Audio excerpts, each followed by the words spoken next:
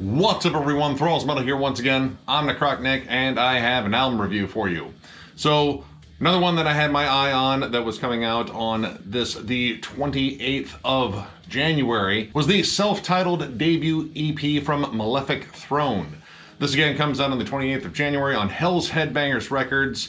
This is, again, the debut EP. This band is from Florida, just kind of generalized, I guess, at least.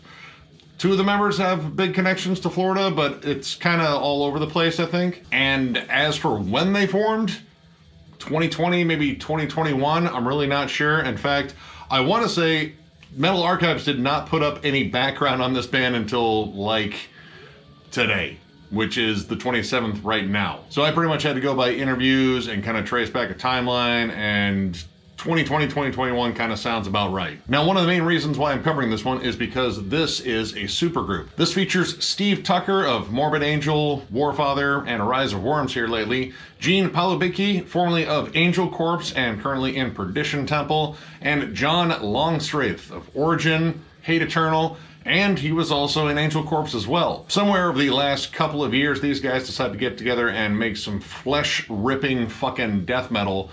And as soon as I saw the lineup, I was excited. So I already had some pretty high expectations for this, just considering the kick-ass lineup. And listening to it, it's kind of a combination of all the bands that they're kind of involved with. If you're familiar with Angelcorpse or Perdition Temple, you are familiar with Gene's just absolutely scathing guitar style. The riffs on here come at you at all different angles. They're wild, crazy.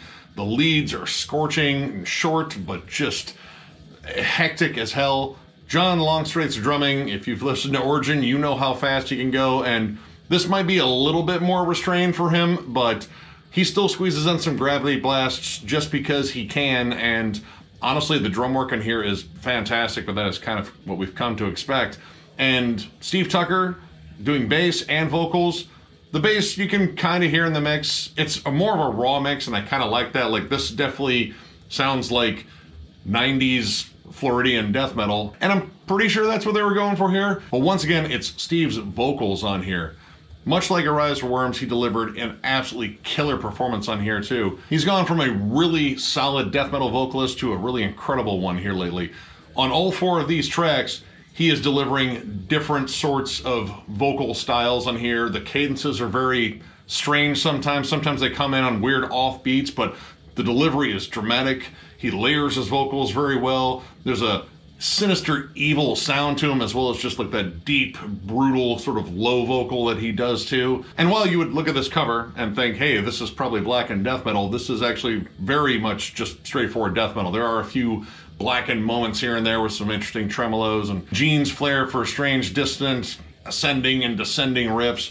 But most of this is just straight up death metal, and it is brutal as hell. The opening track, Deciding the Hierarchy, pretty much starts off like something you would hear on Formula's Fatal to the Flesh, except more dark and sinister.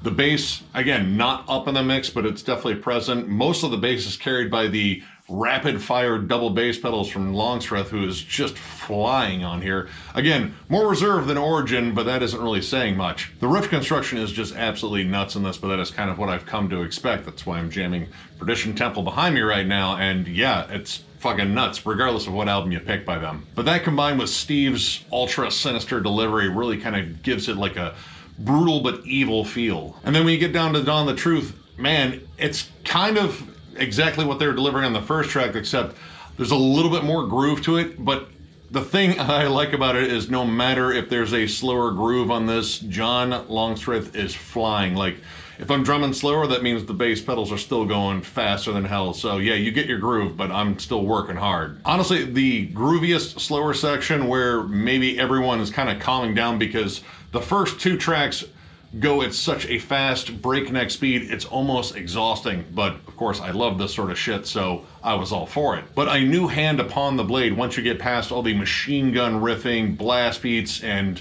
Steve gurgling forth Satan from his throat, you get the most calm, serene, well, not calm or serene, just a slower breakdown that has some really killer lead work on it. Short, but very pretty. Actually, it's the most melodic lead on here. And then that pretty much flies into a faster lead section, which again goes back to that breakneck speed. If I was to say there was one thing that was kind of missing on this is maybe some groovy sections, but I like the fact that this was also just high energy and intense as hell. And if you're looking for something to pretty much keep the adrenaline up, this EP would probably do it. Now the fourth track on here is a fucking ripping cover of Sodom's Nuclear Winter, opening track off of Persecution Mania. One of their best fucking albums, and they absolutely destroy it, like in a good way. Like they make it their own.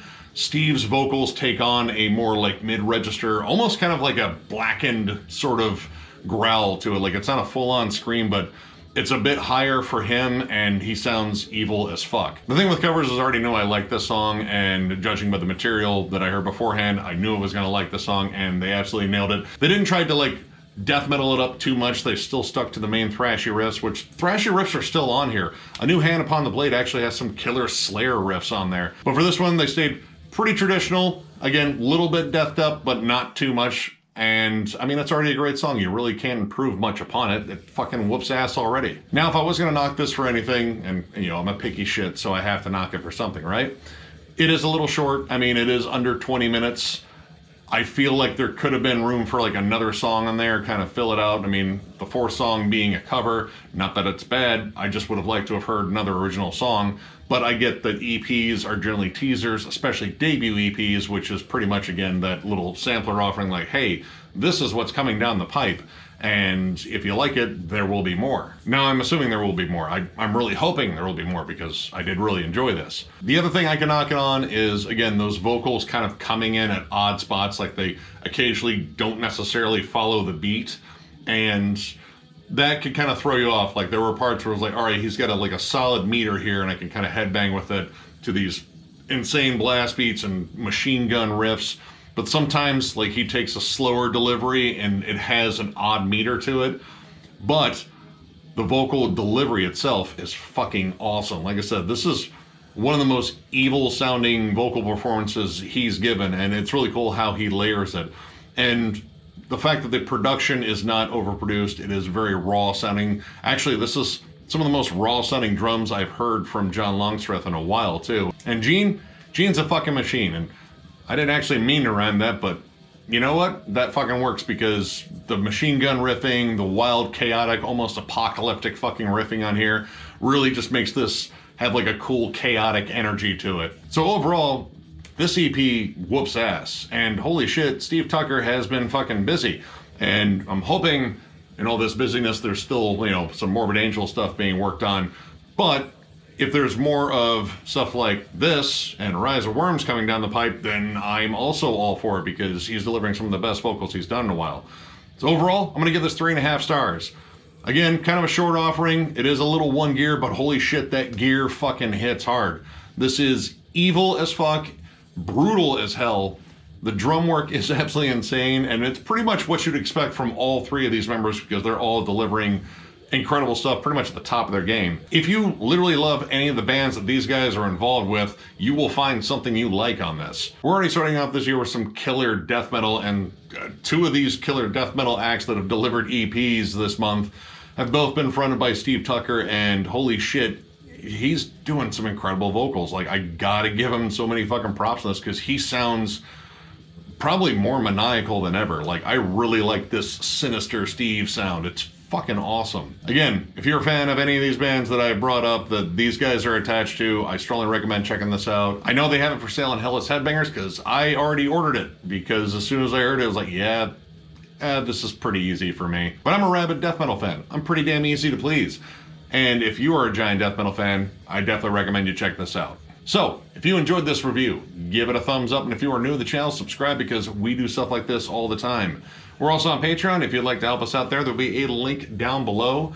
And the shirts, I finally got confirmation, and they are making them, so however long it takes to make 150 shirts, you guys will know because we'll do an announcement for it. And with that announcement will be a giveaway because we, again, are on the precipice of hitting 10,000 subscribers, and that is fucking remarkable. Thank you guys so fucking much. I know, this is the part where I annoy you with my thanks, but you're gonna get thanked and you're gonna like it. And if you don't, tough shit. You're getting thanked again. You guys pretty much fuel our fucking fire for this. And I mean, we had a fire burning already for it, but you guys have turned it into a full-on fucking blaze. So with that, I thank you all once again for watching, and we will catch you later.